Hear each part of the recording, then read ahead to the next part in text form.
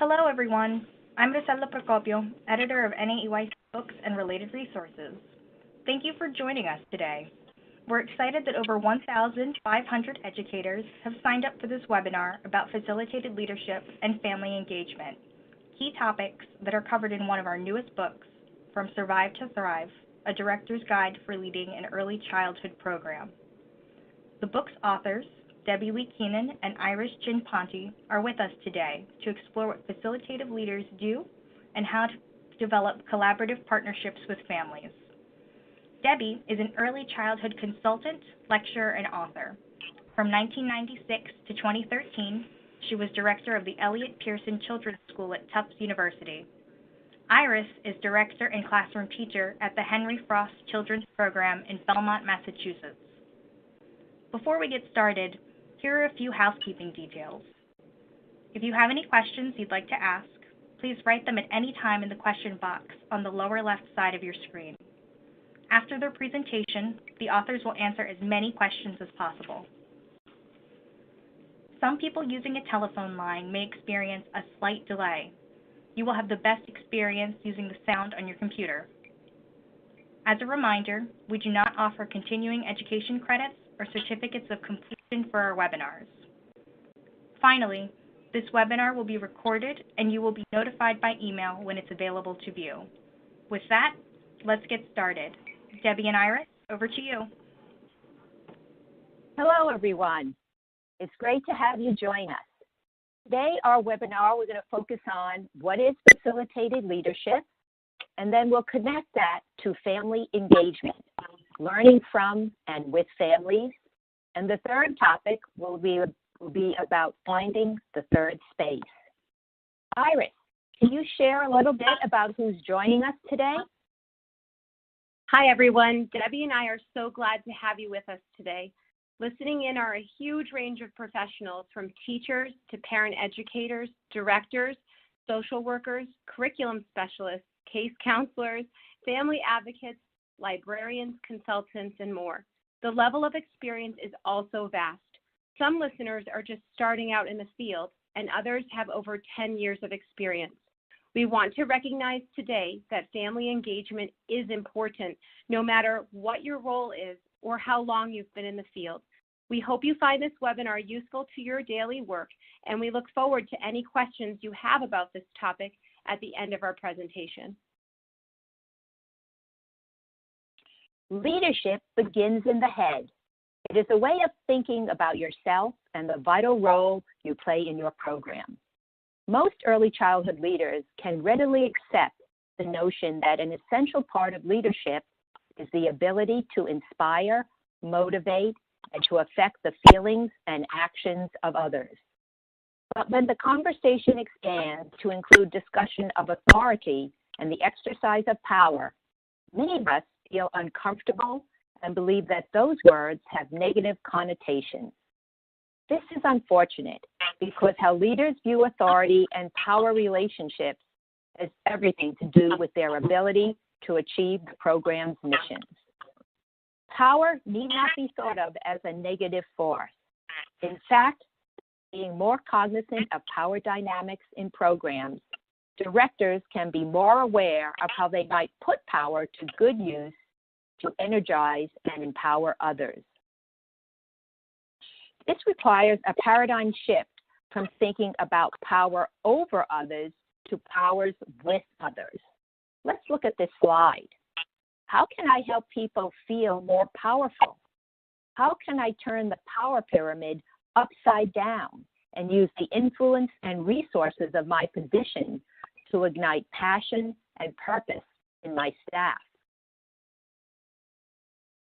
So what is facilitated leadership? It's leadership in partnership with others. It's shared power and responsibility for meeting the organization's goals.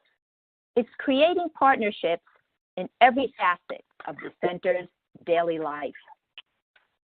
So what do facilitated leaders do? Rather than telling people what to do, we want to create a learning community where we learn together. So how do we create a culture for learning, risk-taking, and growth? There are 3 key points I'm going to share. The first point is about creating connections. It's about relationships among staff and teachers and families. For example, with staff, arrange work schedules to facilitate collaboration through common planning time, team teaching, attending conferences together. With families, provide opportunities to socialize and dialogue and learn together. The second point is learning from and with others. We want to shift the focus from teaching to learning, practicing ongoing self-reflection. It's okay to make mistakes, ask questions. We can model this by sharing our own mistakes, sharing our own thinking process, and that we are lifelong learners. The third strategy is about expanding perspectives. We all have different realities and experience the world in different ways. Our perceptions shape our paradigm about the world. A paradigm is the lens we use to filter new information and the data we take in, and the model or schema that helps us organize and understand something better. Facilitated leaders know there are 3 different perspectives that can either help or hinder our role. Egocentric, our own unique point of view shaped by our past experiences, values, and education. We all know young children are egocentric, but adults can have narrow points of view too. Allocentric, being able to see another person's point of view, experience empathy for others, get inside their skin, keep listening. Macrocentric is being able to see the big picture, how one's actions intersect with those of others, viewing the landscape from above, a bird's eye view. Program leaders need this to be able to be part of the picture and simultaneously be able to step out of the picture and see the connecting elements. We want to promote allocentric and macrocentric perspectives. Facilitated leadership is a reciprocal process between those who aspire to lead and those who choose to follow. Facilitated leadership is not done to people. It is working with people to achieve goals. The first point, develop collaborative partnerships with staff and families so that there is a shared collective voice in planning, decision-making, and implementation. We can cultivate buy-in with vision and mission. Facilitated leaders invite participation by staff and families to share their ideas and perspectives about program improvement. Point 2, even when sharing power, leaders have to make difficult decisions. So be clear on what you can and cannot do, and what you do and what you don't have control over. Don't be afraid of being authoritative. And point 3, every decision you make as a program leader needs to be intentional. We want to lead with purpose and with vision. So how do we apply this facilitated leadership model to our work with families? Let's look at this graph here. Families look very differently than they did just 5 years ago. Demographics are changing. There is a lot more variance. So we need to start with an inclusive definition of families. We like to say, a family is a circle of people who love you. Our image of families. Families are diverse. Families are not good or bad. They are different and unique. Families, with rare exceptions, want what is best for their children. Families have strengths, dreams, and hopes for their children, just as all families face challenges. We do not want to pass judgment on families, and we do not need to agree with families at all times, but we cannot reject a child's family and at the same time successfully care and educate the child. Family engagement involves creating reciprocal relationships. We want these two-way relationships in which information and power are shared based on mutual respect, trust, cooperation, and shared responsibility. Here's another framework for partnerships with family. We want to start with clarity about preferences. Our goal is finding out what families want. The second point is the ability to communicate. Third, ability to negotiate. No one way is right. And fourth, we want a willingness to learn and change. Successful partnerships have a lot of flexibility. The key idea of helping families become members of a community is not what we teach them, but what we learn from and with them. We see families as experts and value their knowledge and experiences. This is based on Lewis Moll's concept, funds of knowledge. Funds of knowledge refers to the accumulated strategies that are essential to a household's functioning and well-being. In his landmark study of home visits of immigrant families, he found that valuing funds of knowledge can lead to a process of transformation for both families and teachers. He found that it is transformative in 3 ways. First, it changes the nature of home visits. It's no longer about teachers being the experts and checking in on families, but about teachers going to learn from the families. Second, it changes the power structure of knowledge. The teacher is not the only one who knows. In fact, families have rich knowledge to share with teachers, both about their own children and about their family culture. Third, it changes the child's sense of self as a learner. Not surprisingly, children feel empowered when their families and teachers learn together. So how can we apply funds of knowledge in our everyday practice with families? First, we can recognize and respect families' knowledge and expertise. Second, families are children's first teachers, passing on their concepts to help them grow and thrive, and we must recognize that. And finally, it really includes their language, values, beliefs, child-rearing practices, skills, and traditions whenever we can in our classroom. Also, learning and teaching that happen at home are great assets for children in school, as long as teachers value the children's funds of knowledge. The funds of knowledge, we must recognize, can vary between cultures as well as between individual families. In our practice in our programs, we like to take time to reflect. We would like to ask you to take a moment to stop and think about the following questions. First, what are some ways you learn from families in your program? What has been successful for you? What has been challenging for you? Next, we would like to discuss some applied strategies for your program. Here you can see a family goal form. This form provides a structure for conversations during home visits. Questions such as, what are your child's likes and dislikes? What are their areas for improvement?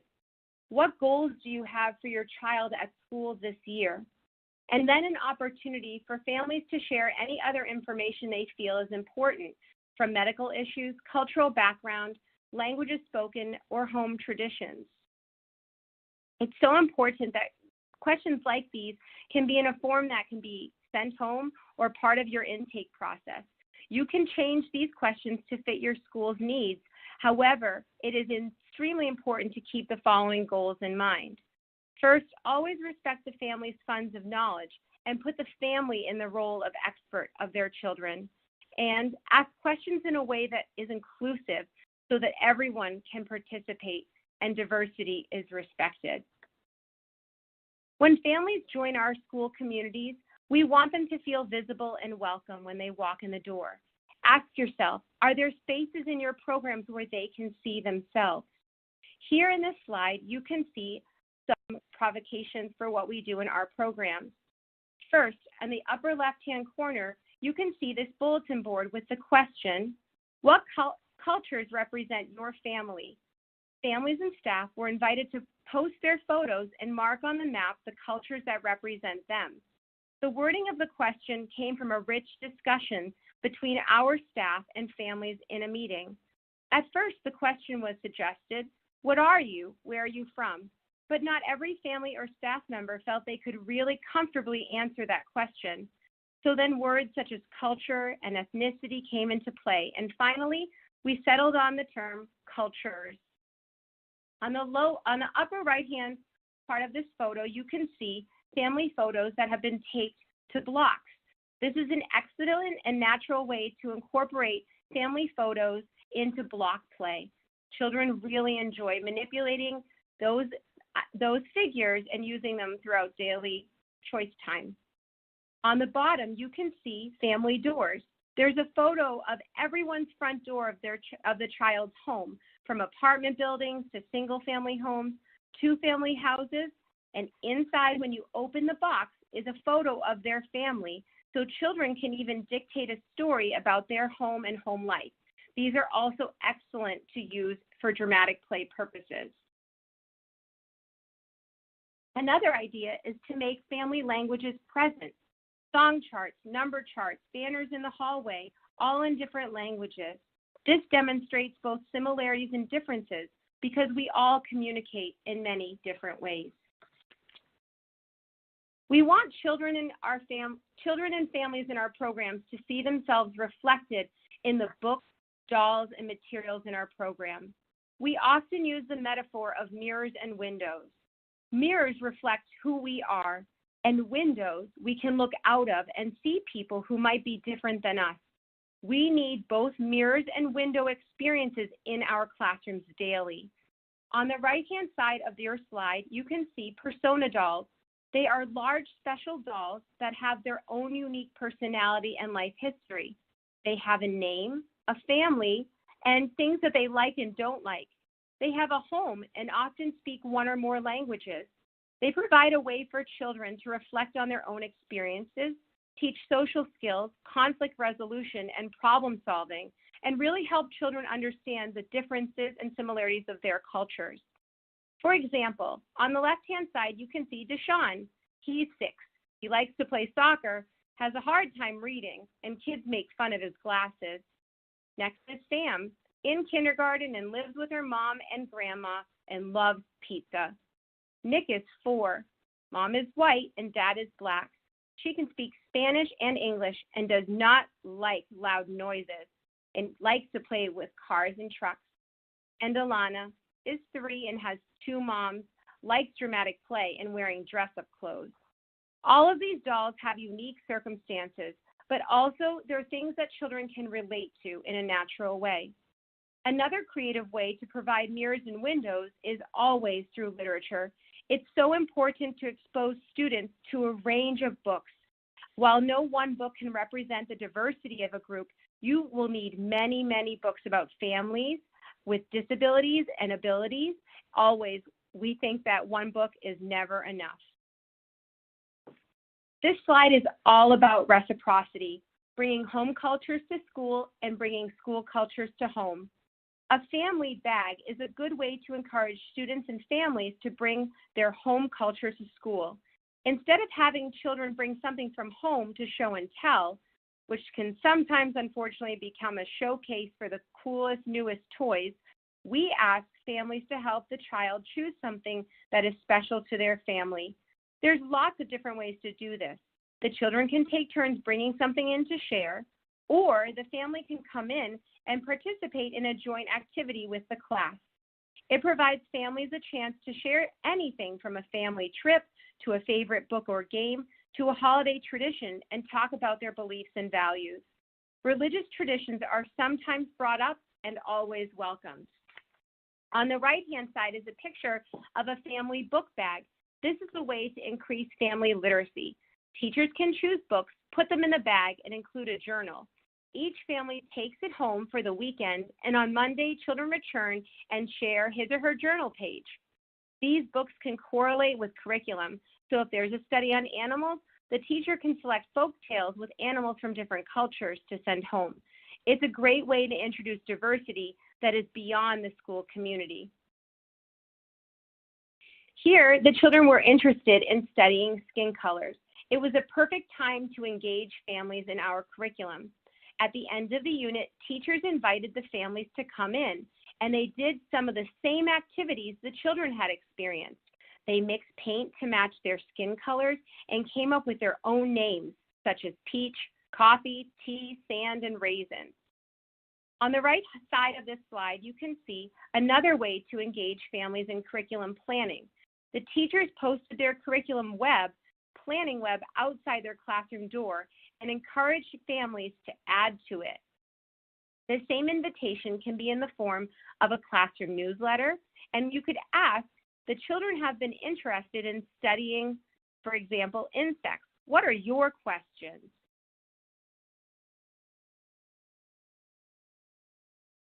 Again, let's take a moment to stop and think. How do we engage families in school when each family's needs, interests, and capacities are different?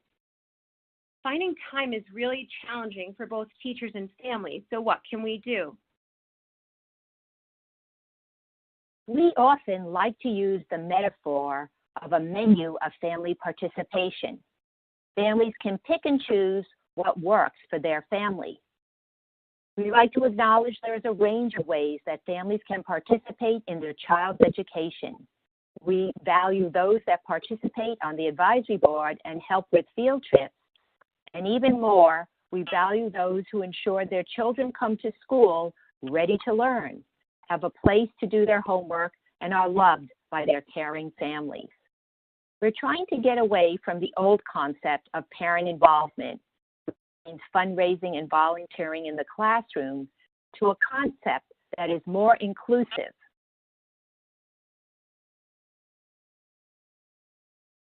Family meetings. In a traditional family meeting, it's the teacher who's in front of the room talking to the parents and sharing a curriculum overview for the year, their schedule and routines, the philosophy of the program, etc. But family meetings are also an opportunity to find out and learn more from families. It can be more of a two-way dialogue. For example, in this preschool classroom, the teacher started with an icebreaker where she asked families to share what they remember of their first school experience. There are always a wide range of responses. Some started preschool in the basement of a church. Others didn't start until they went to kindergarten. Some didn't go to school until first grade, and others in an international setting. These conversations help us see that we all went to school, but we all had different experiences and at different times. It reinforces the value of we are all the same and we are all different. Also, when families and caregivers reflect on their own experiences, it helps them connect with their children's experiences and understand what they are going through.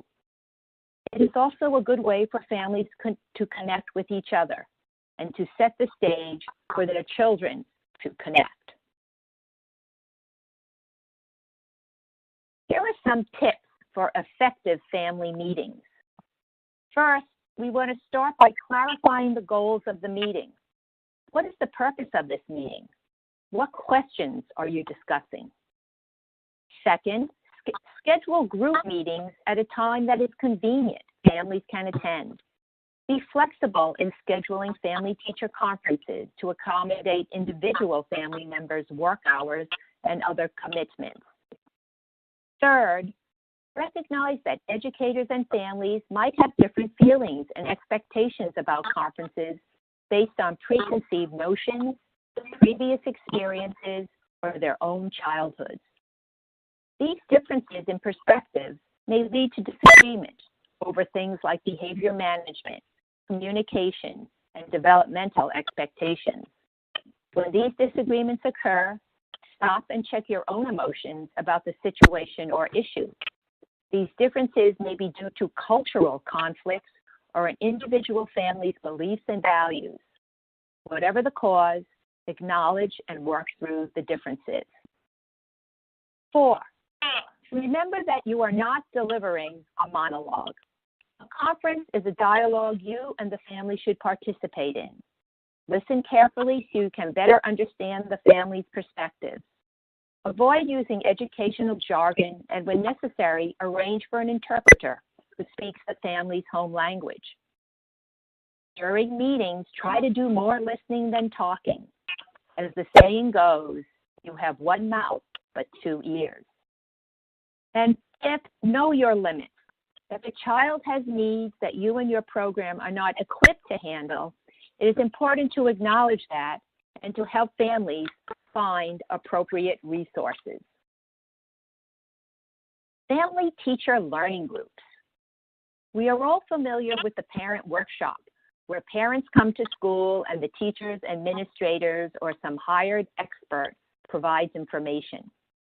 The family teacher learning group is different in that teachers and families are learning together. It grew out of an idea of study groups in the classroom, where small groups of children explore a topic together in the classroom based on their interests. Why not try this model with adult study groups too? In these family teacher learning groups, the teachers and staff and adult family members explore a topic of mutual interest together. We want to break down the traditional roles of families and teachers, and families and teachers can both be experts and novices. Each study group is different, but we do have mutually agreed upon guidelines. For example, groups are facilitated by a family member and a staff person around a common topic. Typically, there may be 5 to 12 participants. They usually meet 2 to 4 times a year, and childcare and food are often provided. And the groups share what they learn with others in the community. Some sample topics in the past have been diversity dialogues, a Raising Boys book group, developing resiliency with children, work-life balancing, stress management, and a support group for families and friends of children with special needs. Our last topic is called Finding the Third Space. The third space is the intellectual and emotional place where people in conflict come to a mutually decided agreement that goes beyond their initial viewpoint. The goal is to inform each other, build on each other's ideas, seek to understand each other, and come up with a solution that works for everyone. In seeking a third space in conflicts, we have the potential for teaching and learning on both sides of the relationship. So the role of conflict is key. There's an old saying, change is inevitable, growth is optional. Conflict, tension, disequilibrium are when real learning occurs. As we know, Piaget says that children learn when they mess around, make mistakes, try new things, and construct their own theories and ideas. This is also true for adults.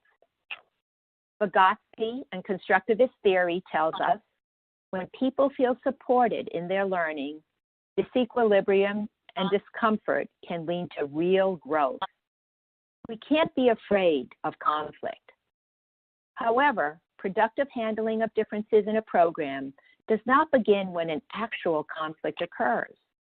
Directors must work intentionally and proactively to create a culture and a climate in which disagreement is acceptable and constructive problem solving supports positive outcomes.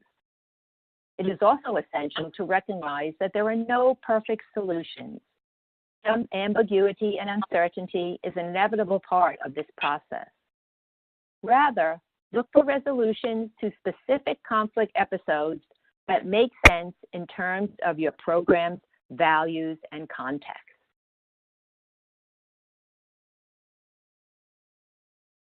When teachers and families come from different cultural backgrounds, there is a risk that teachers will not recognize or understand the social values underlying children's behaviors and a family's child-rearing styles.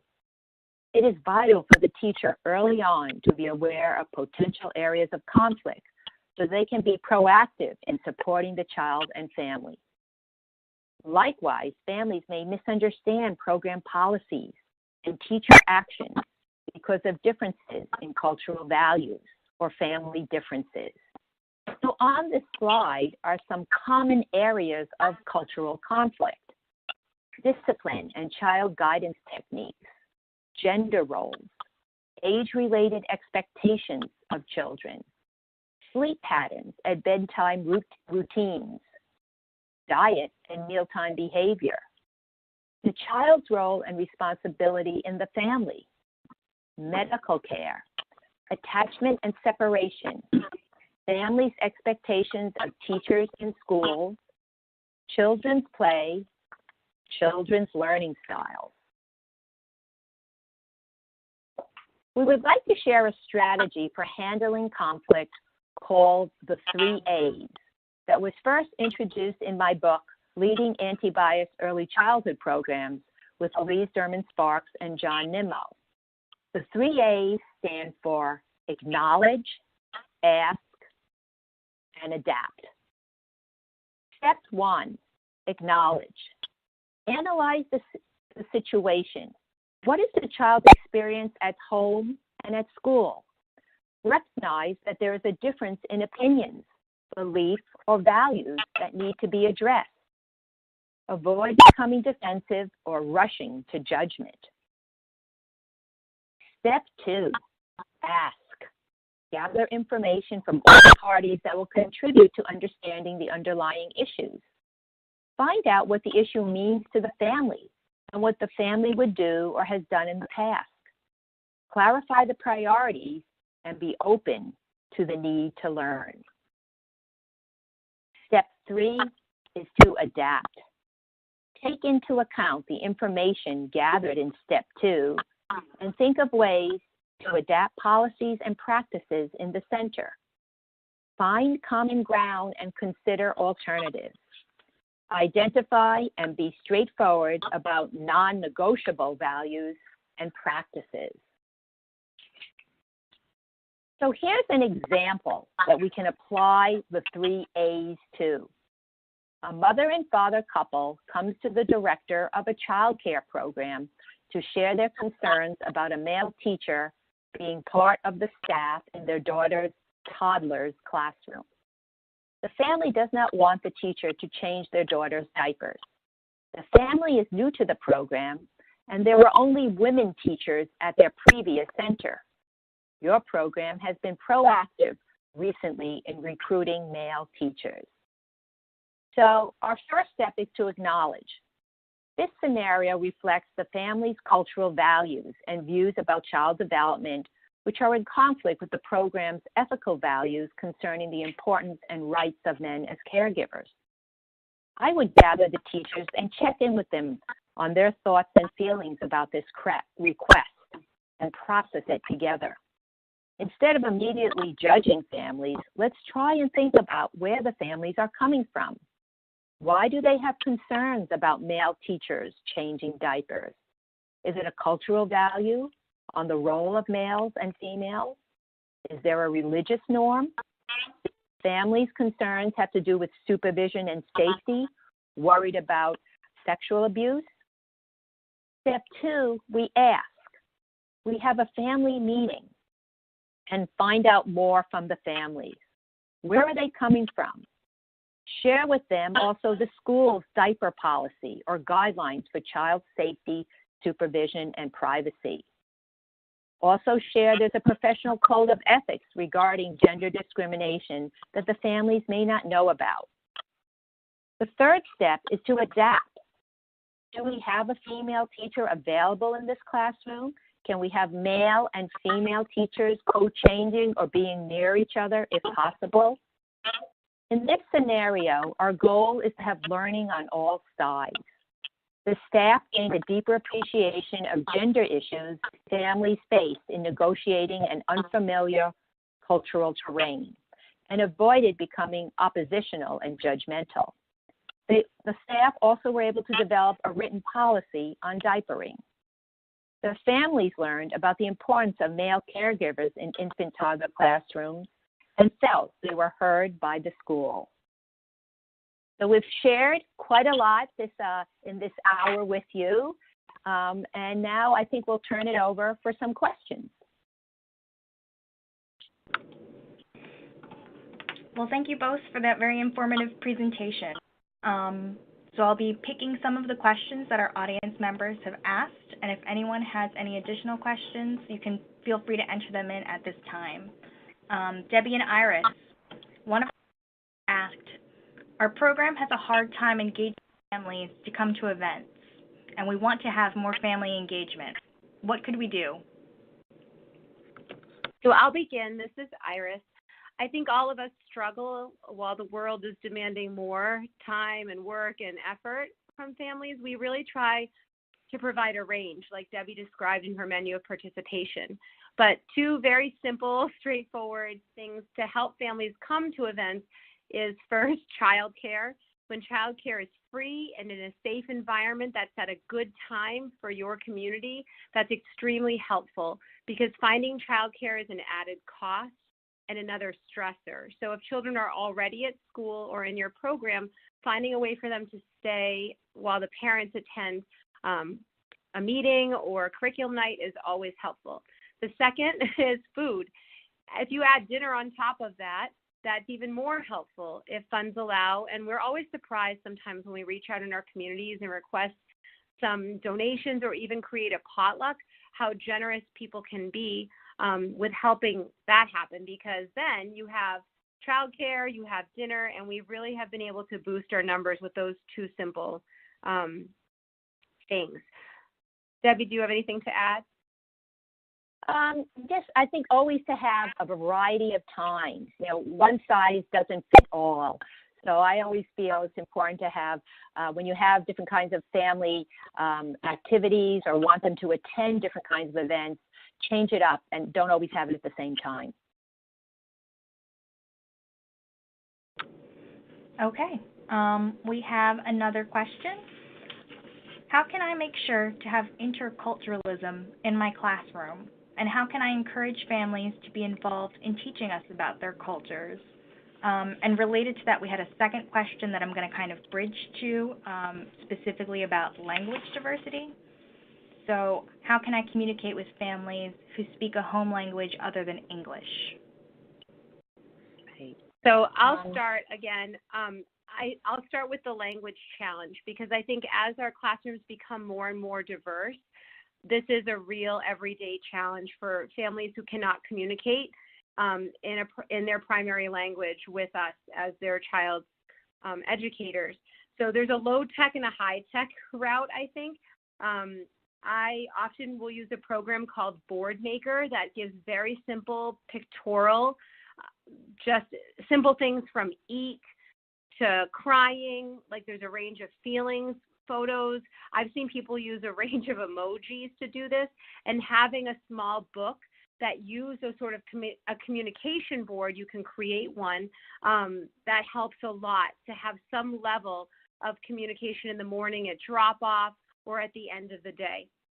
A more complex sort of technology savvy, there's so many new programs on both iPad usage and phones and tablets that allow quick translation to happen. Google Translate is not always perfect, but you can really get the point across. And now you can even type in a sentence and it will read back that sentence, and it will have error and people laugh about things later, things lost in translation, but it really helps because the translator is not always available.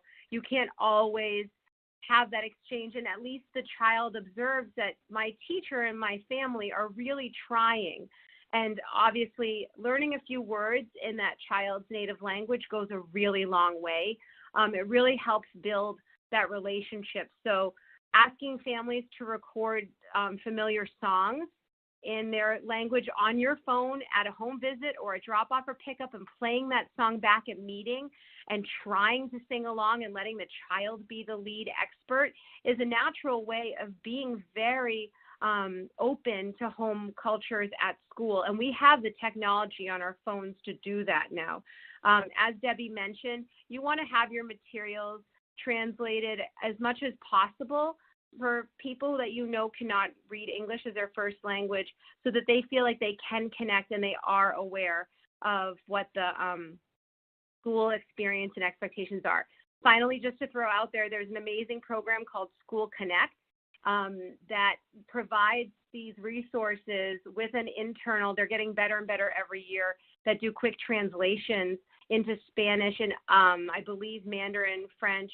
And so you can type a newsletter in and it does its best. It's kind of like Google Translate, so there's some error, but it will help facilitate that to happen, and it's better than nothing. And the tech is getting so much better. So that's how, and then just in terms of the more diversity in your books and your materials and your dolls that you offer, you know, the persona dolls are very expensive. They sell them from different companies. That image is from amazeworks.org. They come as a package with a script already written, and you might not like all of the characteristics given depending on who's in your classroom, but they're yours to change. You can do whatever you want, name them whatever you want, or you can follow the scripts that come with it. But just having these dolls present in the classroom can have a huge impact, especially if you like puppeteering and adding voices and making them come alive in the classroom. Also, something simple, dramatic play foods should not just represent one culture or one ethnicity. Really think about, how can I make my dramatic play foods more diverse? Can I ask families for empty packages of cereal that they like to eat, or wonton wrapper, or what different eating tools are on there? Do they make fake naan bread? It turns out that they do. You can really wash out real containers and provide them in dramatic play so children can talk about it. So those are just a couple added hints and ideas that we've used in our classroom. The other point I'll emphasize, it's really how we welcome families of different backgrounds. And first of all, to think of diversity, not just about cultural or racial or ethnic diversity, think of all kinds of differences. And look at ways to bring families that we value, whatever they have, into the classroom.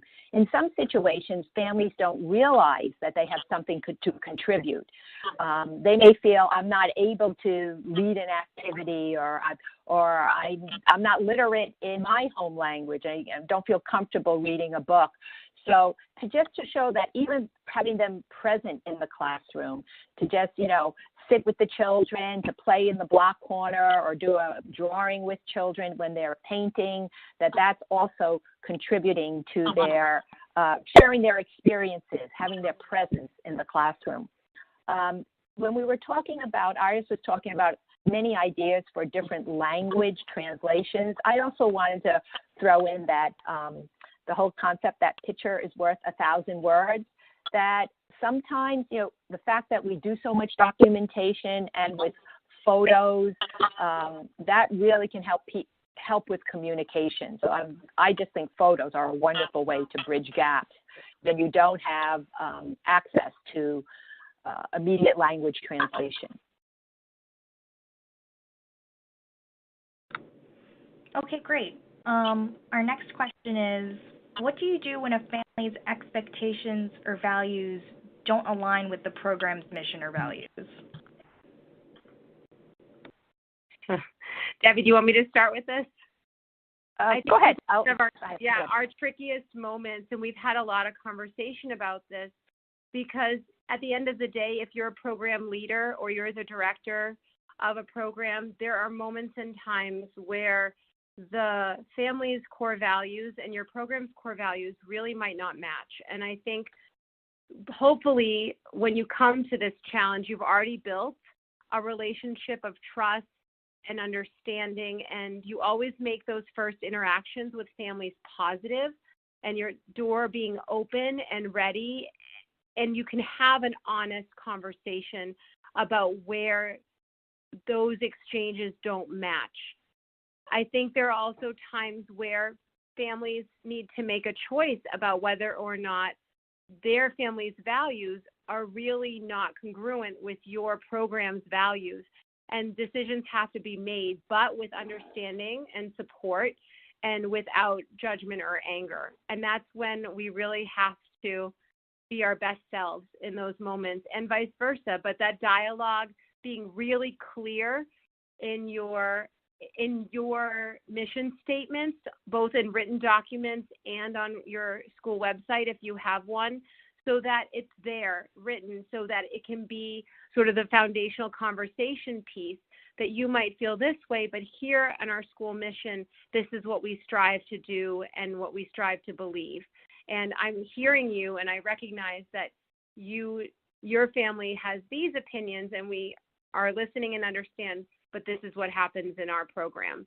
And it can be really challenging. Debbie, did you want to add anything?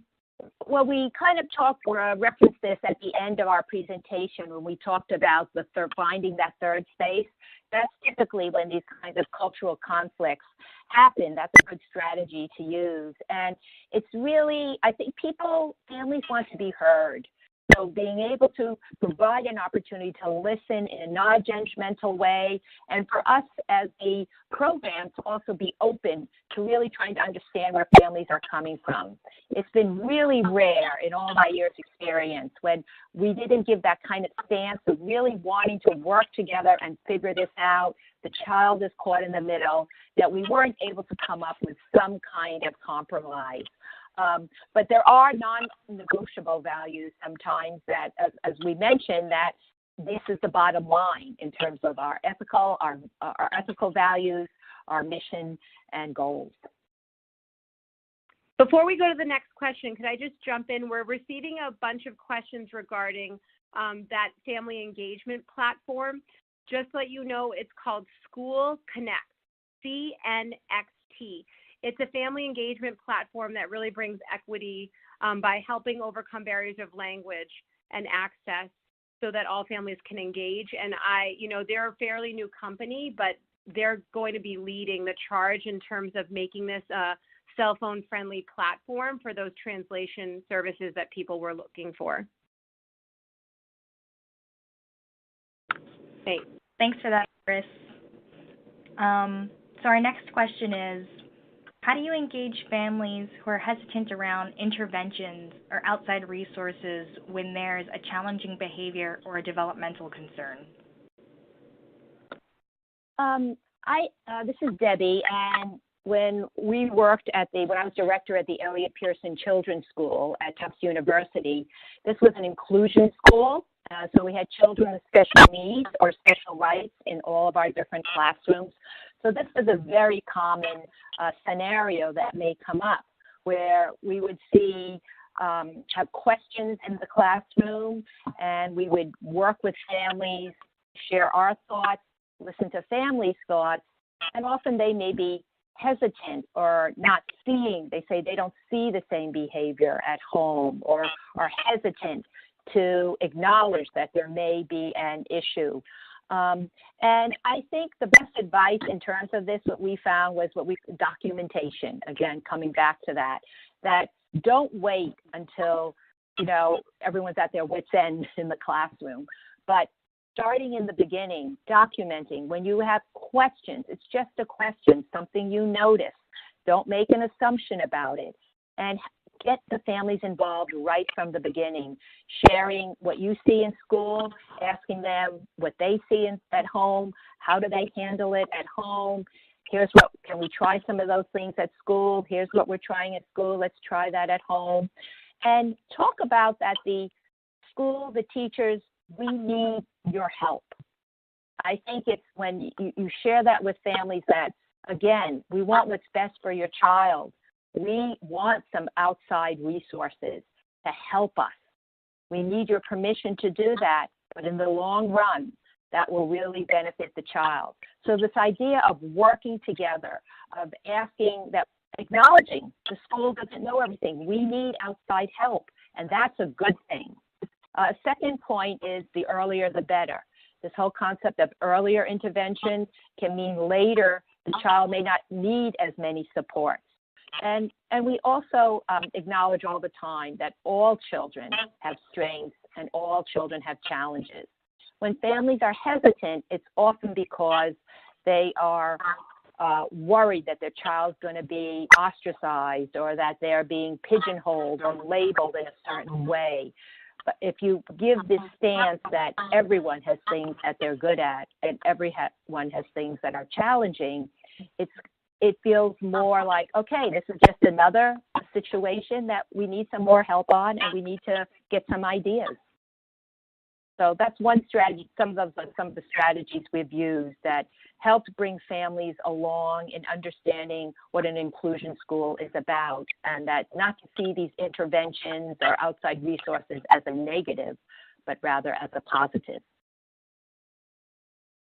Iris, did you have anything else to add there? Yeah, we do a very similar strategy. I think building the trust from the beginning is really important, and taking a lot of photo documentation, quote documentation, work samples. We use a portfolio system at my program, so it's great because it's sort of built into the collection of work that we create for families to really connect with home and school. And I also think sometimes we naturally will just say, oh, we noticed today so-and-so was doing this in those moments. What do you do at home? Are there strategies that really work for you when they have big feelings? And we frame it asking them to inform us about strategies. And then they have naturally, most of the time, say, you know, what can we do? It's really tricky. And the dialogue opens in a natural way. I think when you begin as a team together on behalf of the child, it always sets you up.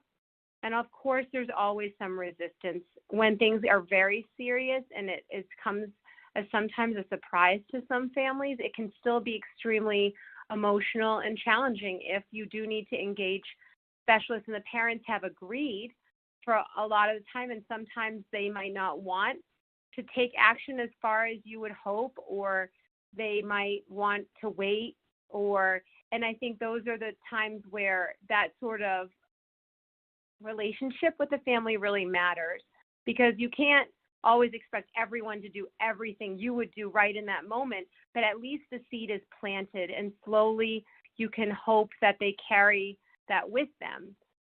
For other programs, I know that it sometimes isn't a choice for children to receive services, depending on what grade level you work with, but you really hope that when you do meet with the families to discuss an IEP or something that's been challenging, it can be met with, you know, we are all hoping to support your family and your child so that these skills aren't so challenging. Let's talk as a team to figure out what we can do. So I think that's really how we approach it at Henry Frost too. Great. So we have a few more minutes left, and we're going to try to get 2 more questions in. So the first of those is, what is the best way to create a family advisory board? Do you have any ideas or resources you could share? Sure. I think a family advisory board there are several ways to think about that. One way is to think about it where it's not everyone is on the family advisory board, but you're looking for a smaller number. Another way to think about a family advisory board is that everyone is a part of this family advisory board. Not everyone can come to all the meetings, but the concept that everyone is welcome and we want everyone's input is a big part of it. So I think part of it, again, is what is your goal in creating the advisory board? We like to have representation from many different families, all the different classrooms from all the different ages that you have in your program. So you may identify we want a couple families from each class to be part of the advisory board. But again, that actually everyone is always welcome to attend the meetings. So I think one is defining the purpose of the board. Is it one that's involved with fundraising? Is it one that's giving feedback to staff? And secondly, do you also want staff to be part of that advisory board? I think that's another kind of the organizational structure. Actually, in the book, From Survive to Thrive, we have some ideas on how to develop an advisory board to be in there.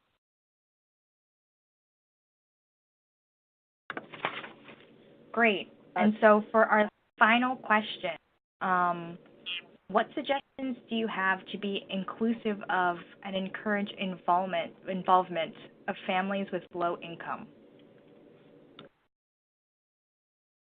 I'll start that also. I think that it's important to, again, the stance of this funds of knowledge that we talked about earlier in the presentation, that yes, there is a wide range of families in our program, but all families are unique, have strengths, and have challenges.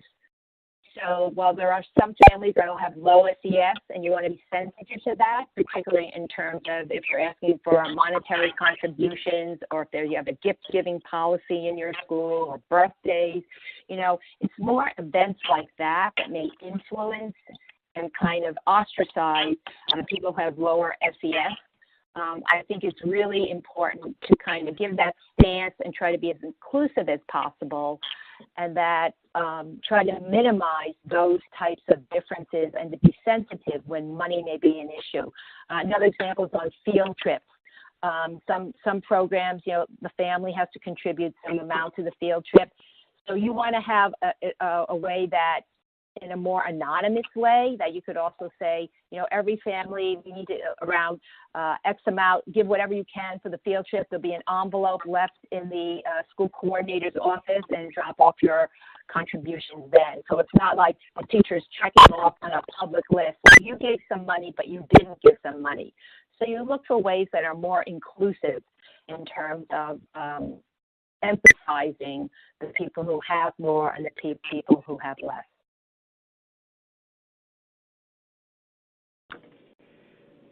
And that ends our webinar. Thank you, Debbie and Iris, and to Alan who joined us today. Great, our pleasure. Thank you very much, everyone, for listening.